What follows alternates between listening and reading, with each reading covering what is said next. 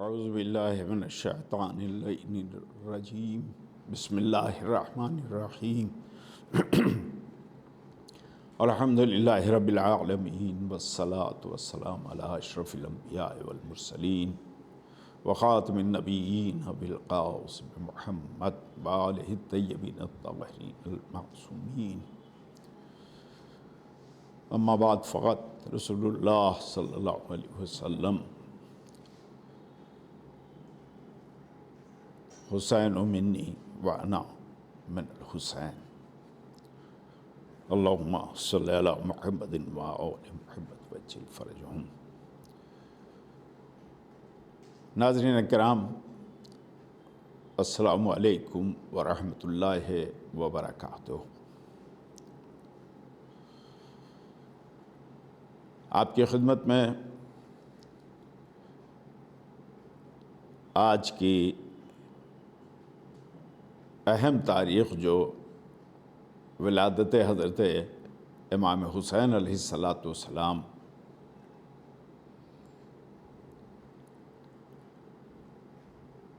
کے سلسلے میں تمام عالم انسانیت میں جہاں جہاں حضرت امام حسین علیہ السلام کے چاہنے والے موجود ہیں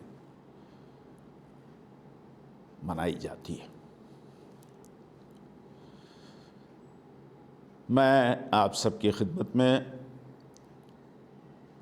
ہدیہ تبریک و مبارکباد پیش کرتا ہوں، اس لیے کہ ہمارے لیے ایک بہت بڑی خوشی ہے۔ عزیزان گرامی قدر، حضرت امام حسین علیہ السلام کی عظیم المرتبت شخصیت یقیناً محتاج تعارف نہیں ہے۔ کربلا کے حوالے سے حضرت امام حسین علیہ السلام سے ہر وہ دل جس میں انسانیت کے لیے تڑپ ہے، جو شرافت کی قدروں کو پہچانتا ہے،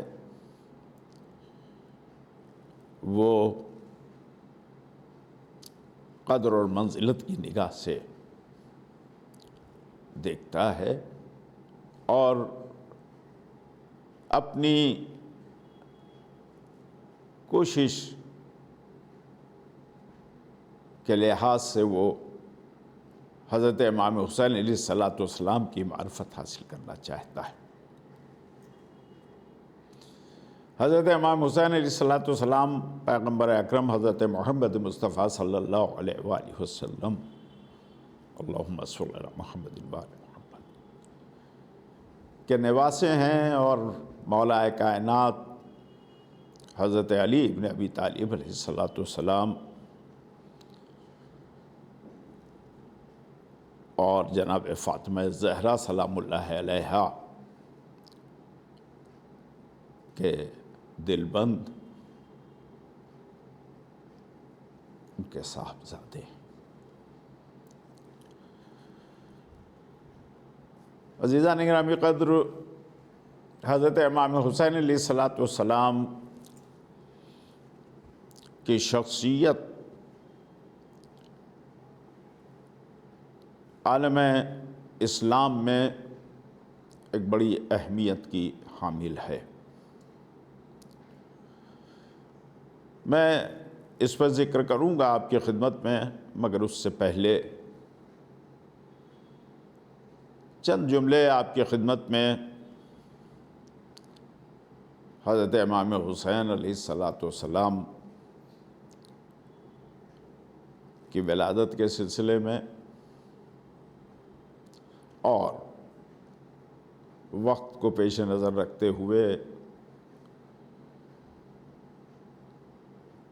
کچھ بچپن کے واقعات۔ سن 4 ہجری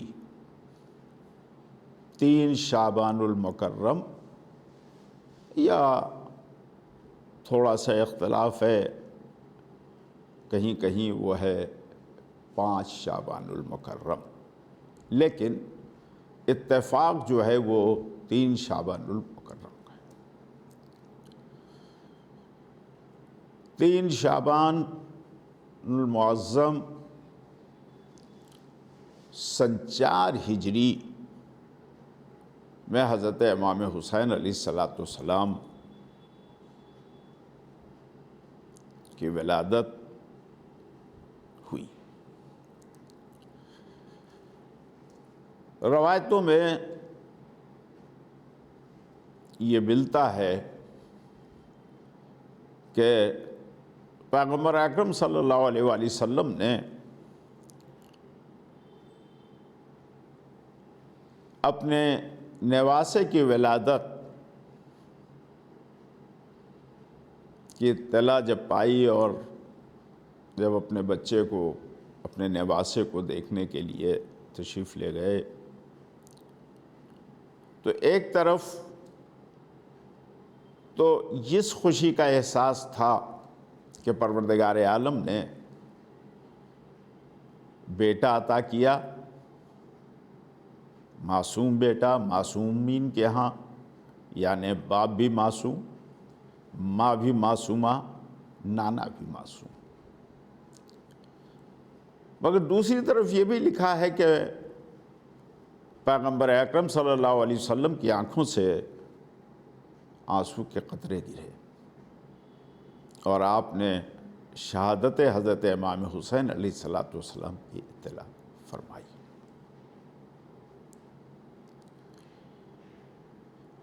پیغمبر اکرم نے اپنی آغوش میں لیا اور لینے کے بعد اپنی زبان دہن اقدس امام حسین علیہ السلام میں ڈالی، جسے آپ نے چوسا، جو ایک غذا کا کام دے رہی تھی۔ اور اس کے بعد اس قدر عزیز رکھتے تھے حضرت امام حسین علیہ السلام کہ اس میں روایتوں نے لکھا ہے، اور خود علماء اہل سنت کی ہم بھی روایت ہے، کہ حضرت ختمی مرتبہ سب سے زیادہ حضرت امام حسین علیہ السلام سے محبت فرمایا کرتے تھے۔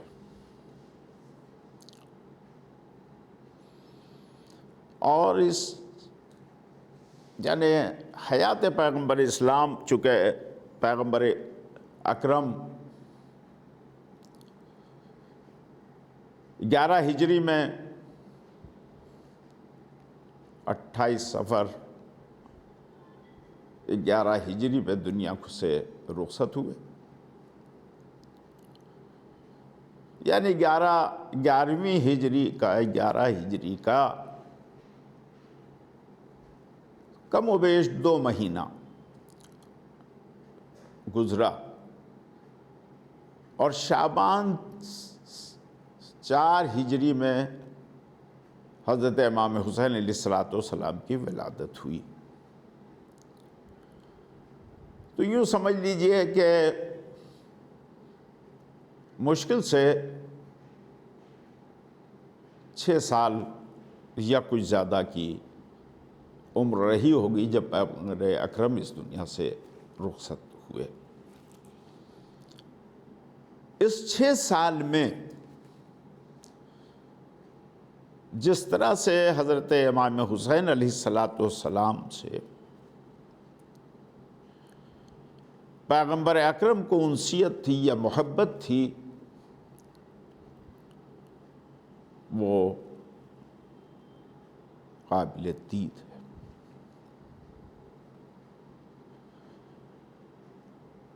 اس طرح سے، اور صرف امام حسینی علیہ السلام نہیں بلکہ امام حسن علیہ السلام دونوں سے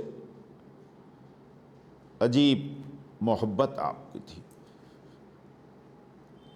آپ کو یہ گوارا ہی نہیں تھا کہ ان بچوں کی آنکھوں سے کبھی آنسو گزرے۔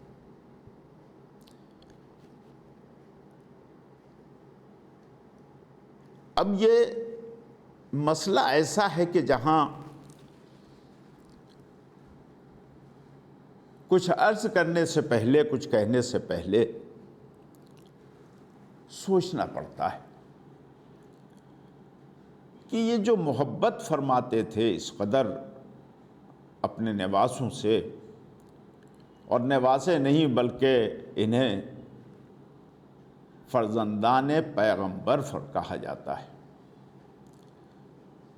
اس کی وجہ کیا صرف ایک نانا اور نواسے میں جو خونی رشتہ ہوتا ہے جس کا تقاضا محبت ہوتا ہے، یہ اس کی وجہ سے تھا یا اس سے ہٹ کر کوئی اور وجہ تھی؟ چونکہ نانا کو اپنے نواسے سے محبت ہونا یہ ایک فطری چیز ہے، لیکن جب آپ واقعات پر غور کریں گے، فکر کریں گے،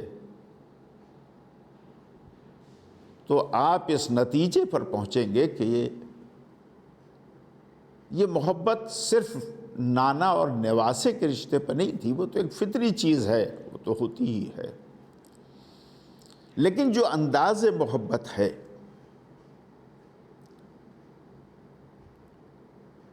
وہ بالکل جداگانہ نظر آتا ہے۔ تاریخ میں، اسلام کی تاریخ میں یا انبیاء کی تاریخ میں آپ دیکھ لیں، محبت کا ذکر ملے گا، لیکن اس طرح کی محبت کہ جس کی مثال ہی کہیں نہیں ملتی ہے۔ اور بڑا مشہور یہ واقعہ ہے، یہ کسی ایک فرقے میں نہیں ہے بلکہ عالم اسلام نے اسے اپنے یہاں لکھا ہے، تحریر فرمایا ہے کہ پیغمبر اکرم صلی اللہ علیہ وآلہ وسلم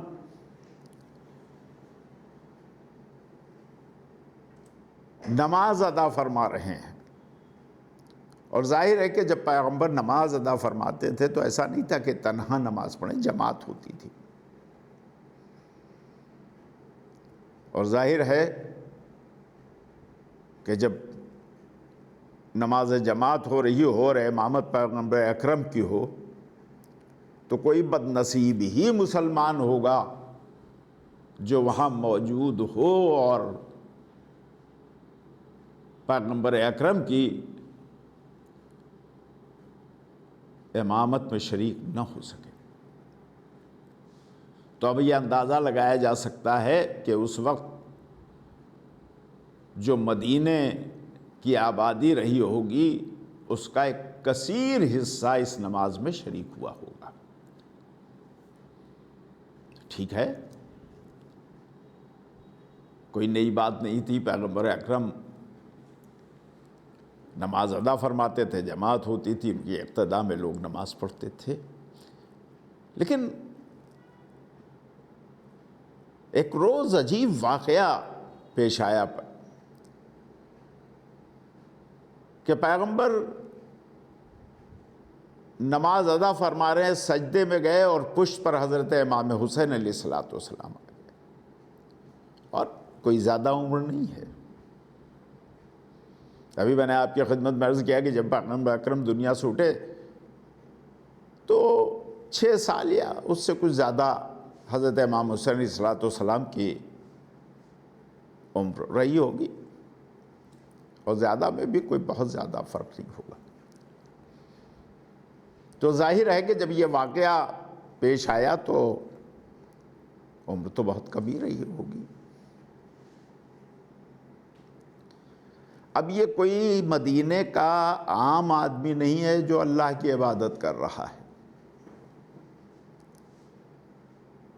یہ عبادت وہ کر رہا ہے جو معرفت کے نقطۂ کمال پر ہے،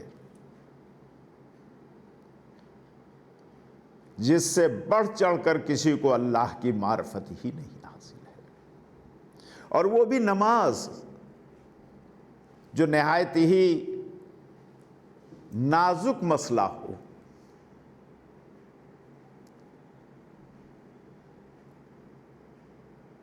اس نماز پر بچے کا پشت پر آ جانا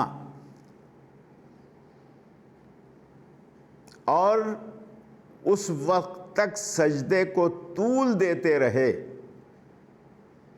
جب تک حضرت امام حسین علیہ السلام پشت سے اتر نہیں گئے۔ اب یہاں کئی سوال اٹھ جاتے ہیں۔ ٹھیک ہے، ظاہر ہے کہ جب پیغمبر اکرم نے سجدے کو طول دیا ہوگا غیر متوقع طور پر، یہ تو طریقہ کار تھا نہیں، عام طور سے سجدہ اور کتنی دیر سجدے میں لگتی ہے، اور بھی جب جماعت ہو رہی ہو تو جماعت میں اس بات کا خیال رکھا جاتا ہے کہ اس میں بزرگ بھی ہوں گے، بوڑھے بھی ہوں گے، بیمار بھی ہوں گے، جو بہت دیر تک رکوع یا سجود میں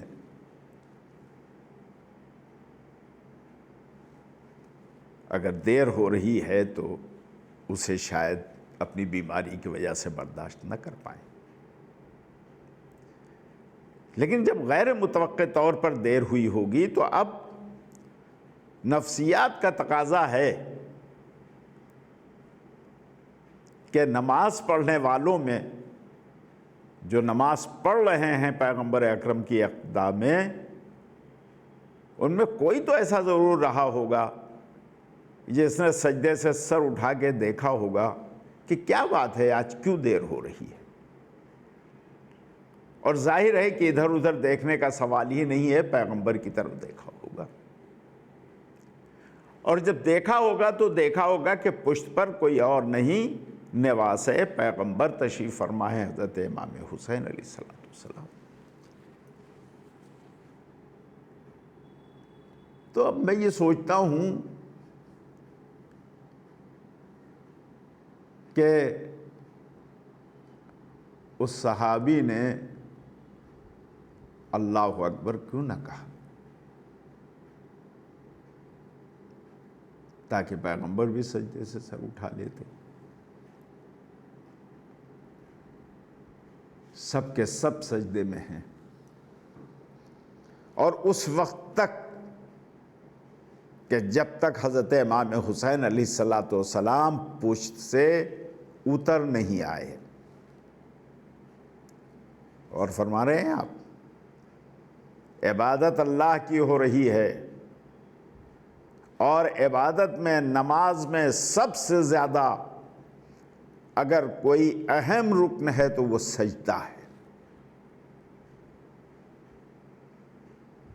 اس اہم رکن کی ادائیگی میں پشت پر حضرت امام حسین علیہ السلام کا آ جانا اور پیغمبر کو اپنے سجدے کو طول دینا، ایسا بھی نہیں کہ ہاتھ کے اشارے سے نواسے کو اٹھا دیتے، اتار دیتے، نہیں، واقعہ تو یہ بتلاتا ہے کہ جبرائیل نازل ہوئے اور انہوں نے یہ فرمایا کہ اللہ کے رسول سجدے کو طول دیجئے جب تک حسین خود پشت سے نہ اتر جائیں۔ اور فرمایا آپ نے، میں نے اس لیے اس واقعے کو بیان کیا آپ کے سامنے کہ آپ اس بات پر غور کریں کہ اگر یہ عمل پیغمبر اکرم کو ناگوار ہوتا تو اپنے بچے کو اتار دیتے، لیکن وہاں پیغمبر کی رضا یا ناراضگی کا سوال نہیں تھا، وہاں اللہ خود چاہتا تھا کہ میرا پیغمبر اس وقت تک سبحان اللہ کی آواز کو سجدے میں بلند کرتا رہے جب تک حضرت امام حسین پشت نبی پر ہیں۔ یہ واقعہ عام طور سے لکھا ہے، اس لیے کہ بھری مسجد کا واقعہ تھا۔ اس سے عظمت حضرت امام حسین علیہ السلام نگاہ پروردگار میں کیا ہے اس کا اظہار ہوتا ہے۔ اور دوسرا واقعات تو بہت ہیں، لیکن وقت اتنا نہیں ہے کہ سب کو بیان کیا جا سکے۔ دوسرا بڑا اہم واقعہ ہے،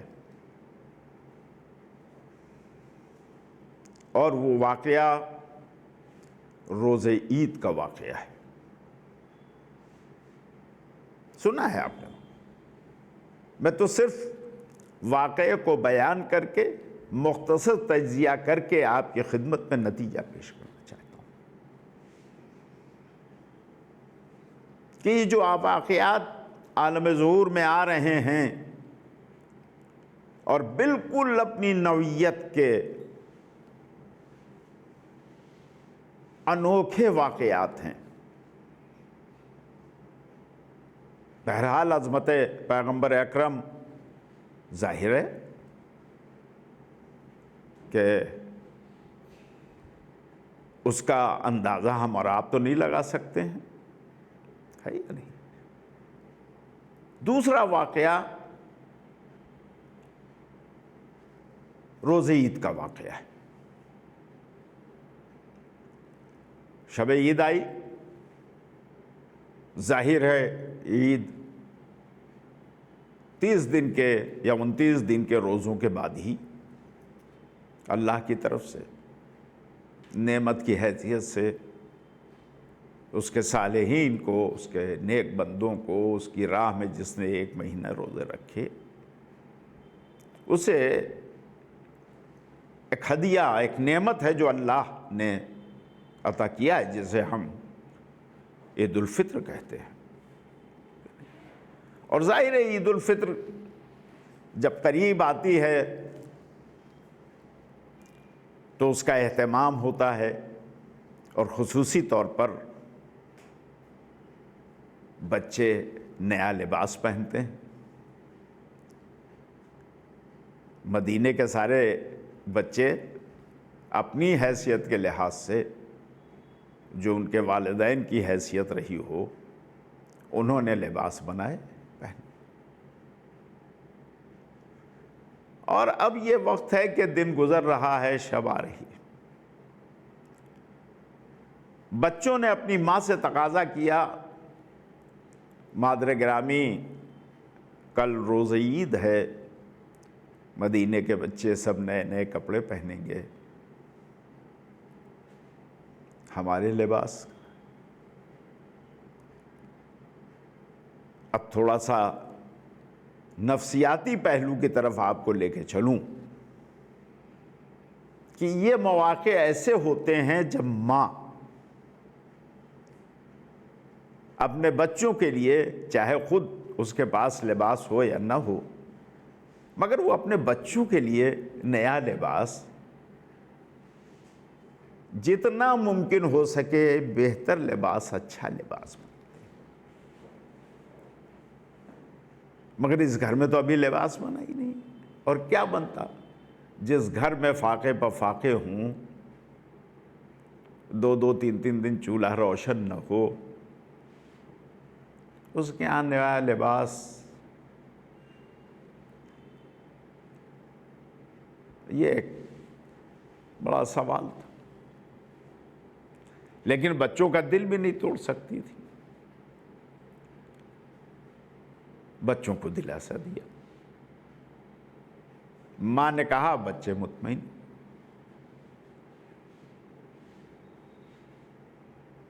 کہہ تو دیا، لیکن بظاہر تو کوئی سامان نظر آ نہیں رہا تھا لباس۔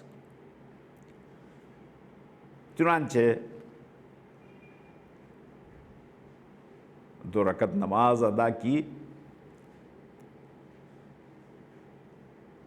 اور بچوں کے لیے دعا کیا۔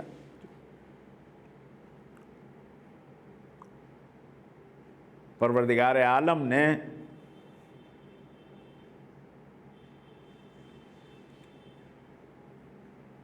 ملک کو خیاط بنا کے بھیجا۔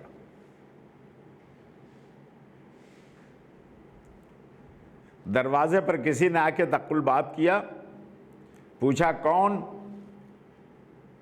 جواب آیا کہ میں حسنین کا خیاط ہوں۔ آپ غور فرما رہے ہیں؟ ملک دروازے پر آنے کے بعد یہ نہیں کہہ رہا ہے کہ میں ملک ہوں، صف ملائکہ سے آ رہا ہوں، مجھے اللہ نے بھیجا ہے، نہیں، وہ کہہ رہا میں حسنین کا درزی ہوں، خیاط ہوں، لباس لے کے آیا ہوں۔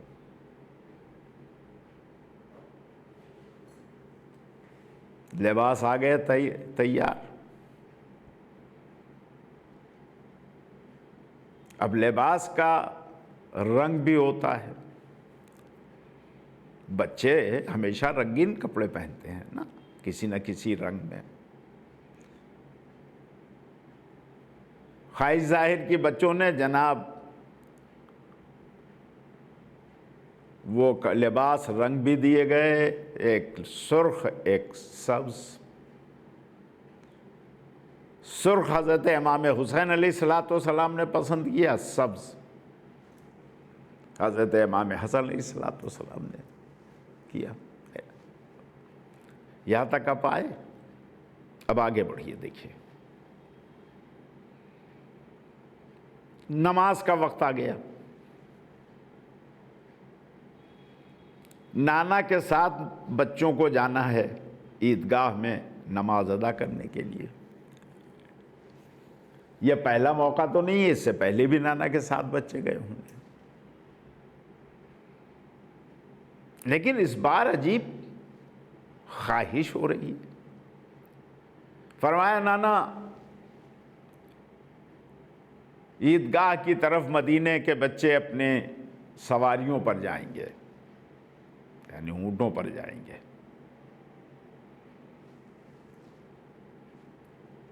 فرمایا پھر ہم بھی سواری سے جائیں گے۔ تو بھئی سواری اونٹ ہی تو ہے نا۔ پیغمبر فرما دیتے کہ ہے اونٹ، جو اونٹ تمہیں پسند ہو لے لو، ہمارے اونٹ سے۔ ناقے تو تھے نا پیغمبر اکرم کے پاس، ایسا تو نہیں تھا کہ ناقہ نہیں تھا، کہتے فرما دیتے ہاں ناقہ ہے لے لو۔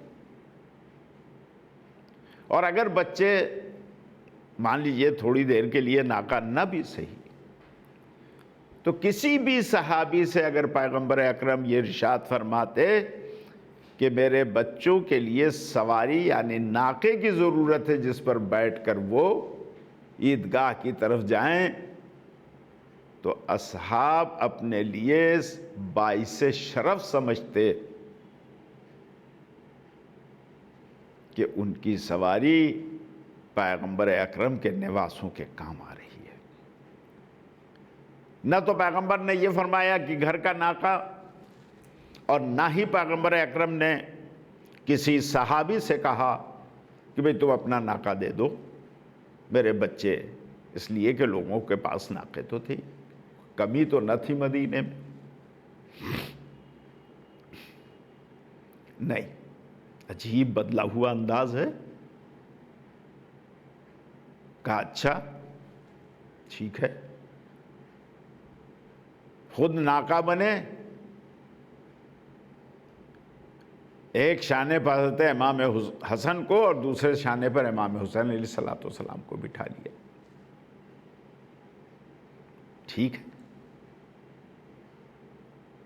اب فرمائش ہوئی کہ نانا مدینے کے بچے اپنے ناقوں کی مہار پکڑے ہوئے ہیں۔ مہار سمجھتے ہیں کسے کہتے ہیں؟ مہار جیسے گھوڑے کی لجام ہوتی ہے، جسے لگام آپ کہتے ہیں،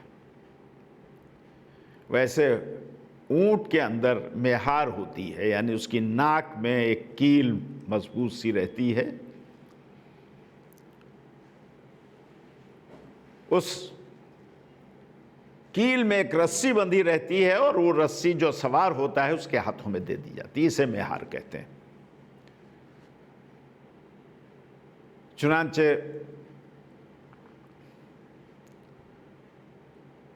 مہار دے دی. کہا اچھا. اپنی زلفوں کو 2 حصوں میں تقسیم کیا پیغمبر اکرم نے. ایک نواسے کے ہاتھ میں، دوسرے نواسے کے ہاتھ میں دے دیا. اب فرمائش آگے بڑھی. فرمایا نانا، مدینے کے بچے جن ناقوں پر سوار ہیں وہ ناقے آواز بلند کر رہے ہیں. پیغمبر نے ناقے کی آواز بھی بلند کرنا شروع کر دی.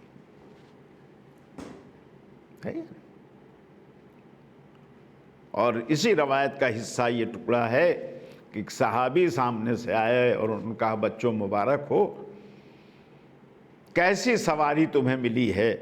پیغمبر نے جواب دیا یہ نہ کہو بلکہ یہ کہو کہ مجھے سوار کیسے ملے. واقعہ تاریخ میں موجود ہے، پڑھنے والے اسے پڑھ کے گزر جاتے ہیں، لیکن ذرا غور تو کیجئے. پورے واقعے پر اگر نہ بھی غور کیجئے، اگر اس کا تجزیہ کیجئے تو بہت سی باتیں سامنے آتی ہیں جہاں عظمت حسنین نگاہوں کے سامنے آتی ہے یا نہیں؟ آخری جملہ یہ دیکھیے کہ جب صحابی نے یہ کہا کہ بچوں مبارک ہو، کیسی سواری پائی ہے تم نے، اور یقیناً پیغمبر اکرم کسی کے لیے ناقہ بن جائیں اور پشت پر بٹھا لیں، کچھ نہ بھی کرتے، صرف شانوں پر حسنین کو بٹھانا ہی ان کی عظمت کا اندازہ پتہ چل جاتا ہے کہ کیا معیار عظمت تھا. اس لیے کہ یہ شان پیغمبر کے جو ہیں یہ عام انسانوں کے شانے نہیں ہیں، اس پر مہر نبوت کندہ ہے، آیات الہی ہیں. قیامت تک کسی مسلمان میں یہ ہمت و جرات نہیں ہو سکتی کہ وہ کسی ایسی جگہ بیٹھے کہ جہاں آیات الہی لکھی ہوں اور اس پر وہ بیٹھ جائے. حسنین بیٹھے ہوئے کاندھوں پر. کچھ پتا چلا کہ عظمت کیا ہے؟ اور یہ صرف اس لیے نہیں تھا، یہ رضائے الہی کے لیے تھا کہ اللہ چاہتا ہے کہ نواسۂ رسول عیدگاہ میں نماز عید کے لیے جائیں تو اسی شان سے جائیں، ورنہ کیا مجال ہے کسی کی جو رسول اللہ کے شانے پر آ جائے. مجھے تو کہیں نہیں تاریخ میں واقعہ ملا کہ حسنین سے پہلے یا حسنین کے بعد کسی بھی مدینے کے بچے کو اٹھا کے اپنے شانوں پر بٹھا لیا ہو. بس 2 ہی تو واقعے ہیں، یا خانہ کعبہ میں بت شکنی کے لیے باپ کو اپنے کاندھے پر اٹھایا، یا نماز عید میں جانے کے لیے اپنے نواسوں کو اپنے کاندھوں پر بٹھایا. اور اس کے بعد یہ ارشاد فرمانا، یہ تمام عالم اسلام کے لیے لمحہ فکریہ ہے کہ یہ مت کہو کہ سواری کیسی ہے، بلکہ یہ کہو کہ سوار کیسے ملے ہیں. غور کیا آپ نے؟ یہ کون کہہ رہا ہے؟ یہ وہ کہہ رہا ہے کہ جس کے سر پر ختم نبوت کا تاج رکھ دیا گیا ہے. یہ وہ فرما رہے ہیں کہ جو جن کی گفتگو کے لیے، جن کے بولنے کے لیے خود قرآن مجید میں اللہ اس کی ضمانت لیتا ہے کہ میرا پیغمبر اس وقت تک کچھ کہتا ہی نہیں جب تک وحی الہی کا اشارہ نہ ہو جائے. یعنی پیغمبر اکرم اپنی خواہش سے کوئی بات نہیں کرتے ہیں جب تک اللہ کی رضا نہ ہو اس میں، یعنی خود پروردگار نہ چاہتا ہو کہ میرا پیغمبر یہ بات کہے. اور قرآن مجید میں اس کا ذکر ہے. پیغمبر کے قول و فعل کی ضمانت خود اللہ نے قرآن میں لی ہے. گفتگو نہیں کرتے جب تک وحی الہی کا اشارہ نہ ہو جائے. یہ سنگریزے میرے پیغمبر نے نہیں پھینکے، میں نے پھینکے.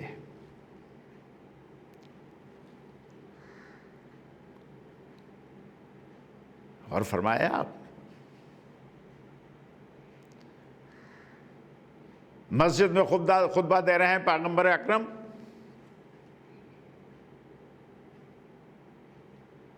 درمیان خطبہ ایک بار خطبے کو روکا، ممبر سے اترے، آگے بڑھے. اب ظاہر ہے کہ جو مجمع سامنے بیٹھا ہوا ہے وہ پیغمبر کو دیکھ رہا ہے، اسے پیچھے کی اطلاع تو نہ ہوگی. اور جب پیغمبر اکرم آپ پیچھے اس طرف بڑھے ہوں گے پشت کی طرف، تو لوگوں نے مڑ کے دیکھا ہوگا. تو کیا منظر دیکھا کہ حضرت امام حسین مسجد میں آ رہے ہیں اور پیر الجھ گیا، گر گئے. خطبہ روک کر گئے، امام حسین کو اٹھا کے لائے، ممبر پر پھر آئے، زانو پر بٹھایا. تو چاہیے یہ تھا کہ جہاں سے خطبے کو روکا تھا وہیں سے خطبہ پھر جاری ہو جاتا. نہیں، خطبہ تو وہیں رک گیا. اور اب خطبے کا ایک الگ حصہ ہے جسے میں سے خطبے کا حصہ ہی کہوں گا، اور وہ یہ ہے کہ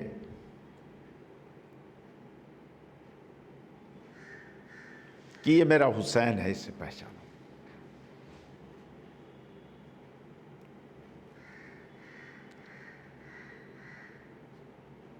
اللہ کا حکم ہے کہ میں اس سے محبت کروں،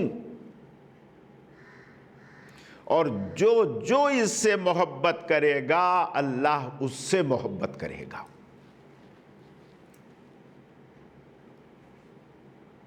غور فرمایا آپ نے کہ کس شخصیت کی ولادت کی تاریخ ہے آج. وہ شخصیت جو اللہ کی سب سے پسندیدہ شخصیت ہے.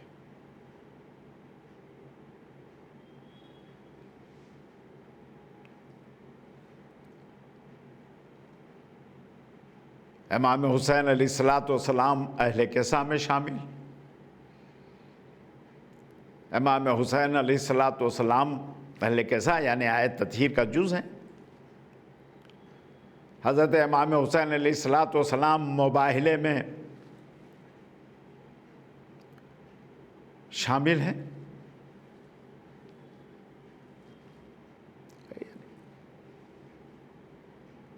غرض یہ کہ فضائل حضرت امام حسین علیہ السلام سے کتبۂ اسلامیہ بھری ہوئی ہے.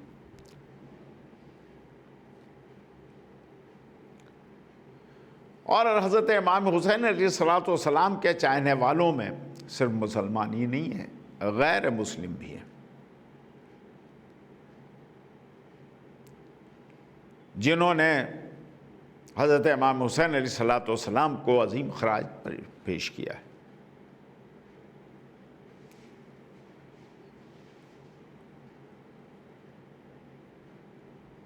مہاتما گاندھی کے بارے میں تو آپ سنتے ہی ہیں کہ انہوں نے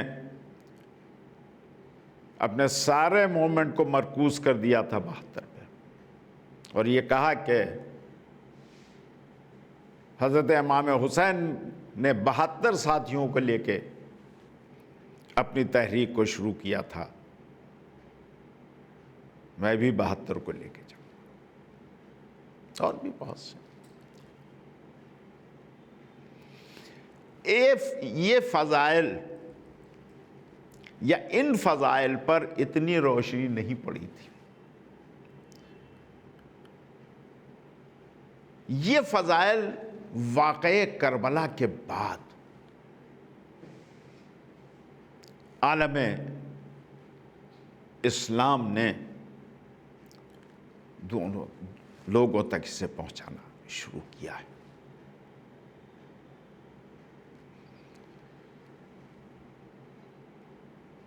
واقعہ کربلا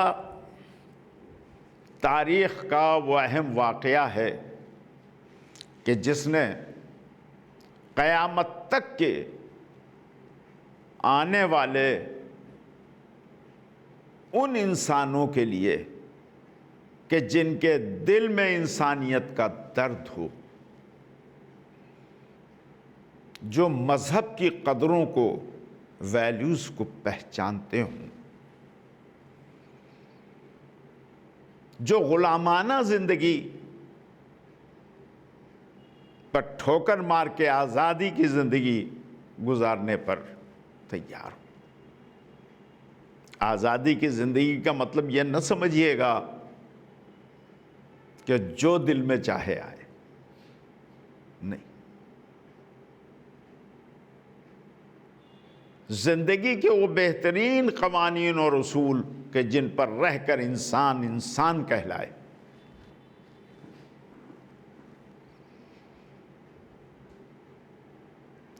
حریت کا ایک پیغام دیا ہے۔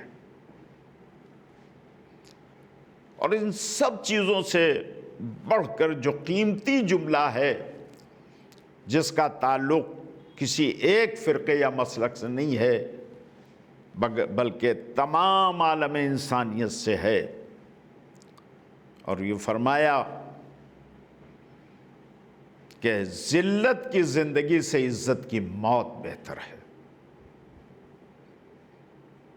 کتنا قیمتی جملہ ہے یہ، اور یہ جملہ صرف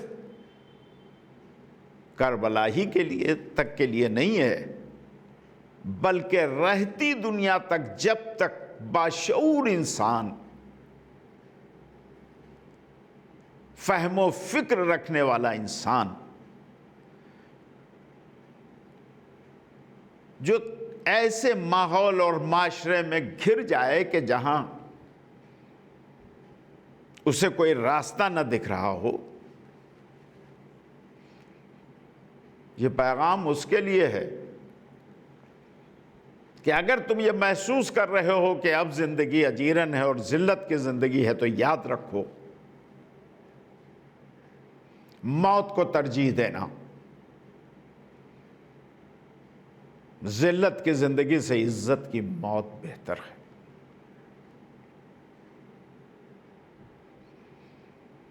عزیزان گرامی قدر، میرا وقت اب ختم ہو رہا ہے۔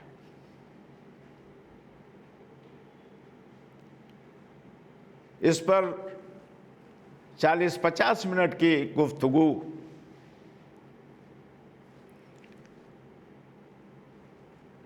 ناکافی ہے، اور ناکافی سے بھی اگر کوئی کم لفظ ہو تو اسے بھی استعمال کیا جا سکتا ہے۔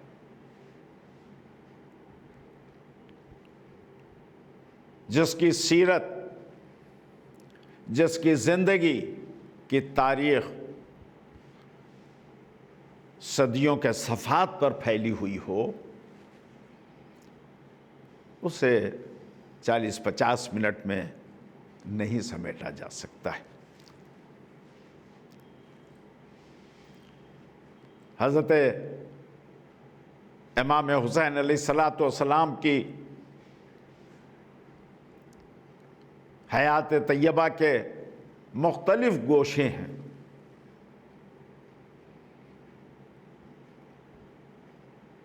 یعنی کوئی بھی گوشہ، آپ عبادت کا گوشہ اٹھا لیجئے، گفتگو کرتے جائیے۔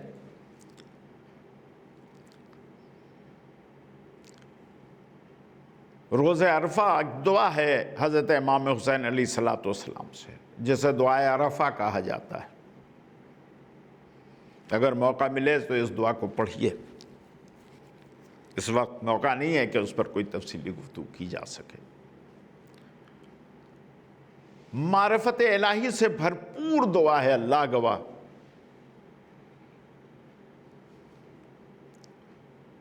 پڑھنے والا اگر ذرا متوجہ رہے تو ایک ایک لفظ پر اس کی آنکھوں سے آنسو بہنے لگیں گے۔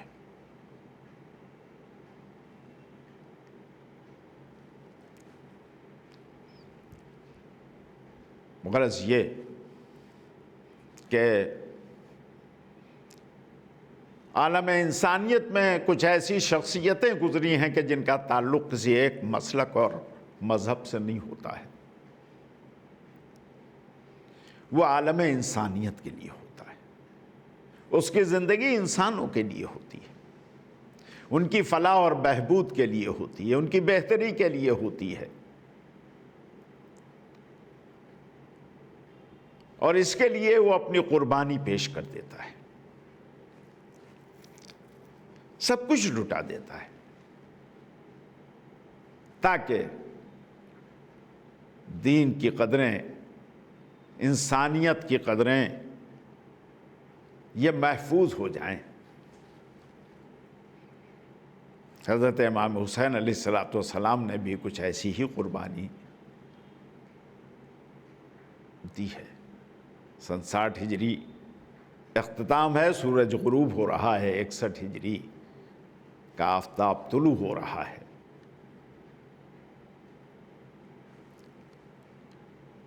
حضرت امام حسین نے میدان کربلا میں 10 محرم سن 61 ہجری میں ایسی ہی عظیم قربانی پیش کی ہے کہ قیامت تک جس کے نقش کو مٹایا نہیں جا سکتا ہے۔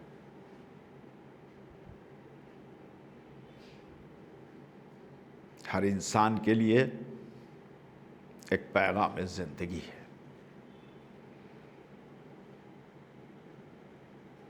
عزیزان گرامی قدر، خداوند عالم ہمیں توفیق دے کہ ہم سیرت حضرت امام حسین علیہ السلام سے اپنی تاریخ زندگی کو منور کر سکیں،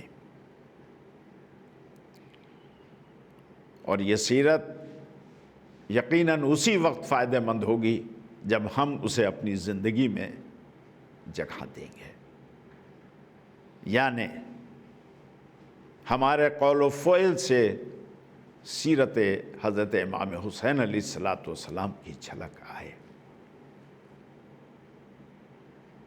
آئیے مل کر دعا کرتے ہیں بارگاہ خداوند عالم میں، پروردگار جس طرح سے تو نے حضرت امام حسین علیہ السلام کے توسل سے اور ان کے جھولے سے مس ہونے کے بعد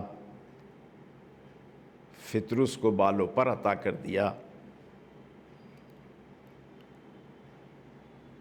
اس نے جو جرأت کی تھی تو نے حسین کے توسل سے اسے معاف کر دیا۔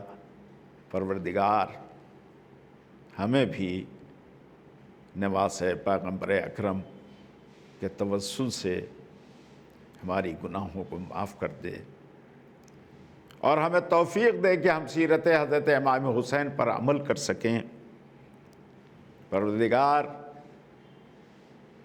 نواس حضرت رسول اکرم کے تصدق سے تمام عالم انسانیت کو اس مہلک بیماری کرونا وائرس اور اس جیسی دوسری بیماریوں سے نجات عطا فرما دے۔ پروردگار جو پریشان حال انہیں پریشانیوں سے نجات دے دے۔ پروردگار جو تنگی رزق میں مبتلا ہوں، نواس رسول کے صدقے میں کشادگی رزق عطا کرتے، جو مقروض ہوں انہیں قرض کے بوجھ سے آزاد فرما دے۔ پروردگار اپنی آخری حجت کے ظہور میں تعجیل فرما اور ہمیں انہیں ان کے غلاموں میں شریک ہونے کا شرف عطا فرما دے۔ وعلیکم السلام ورحمۃ اللہ وبرکاتہ۔